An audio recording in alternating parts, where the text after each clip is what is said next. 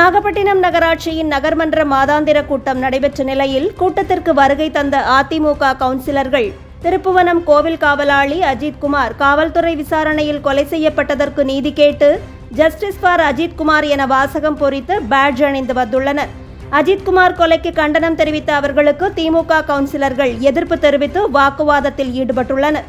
அதிமுக ஆட்சியில்தானே சாத்தான்குளம் சம்பவம் நடைபெற்றது என்று கேட்டு இருவரும் வாக்குவாதத்தில் ஈடுபட்டதால் பரபரப்பு ஏற்பட்டிருக்கிறது.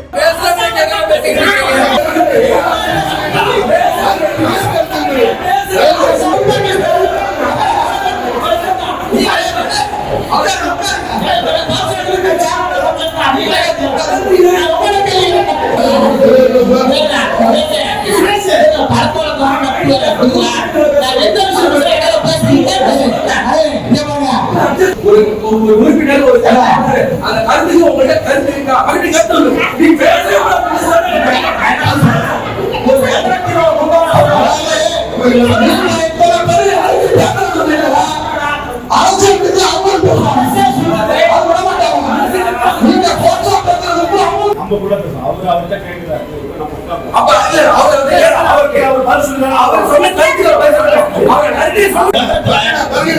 மன்றத்துக்குள்ள அரசியல் பேசாதீங்க தான் சொன்னேன்.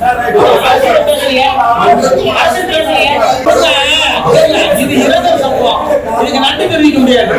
இது ஒரு இறந்த பேர சம்பவம், நன்றி தெரிவிக்க முடியாது. மன்றத்துல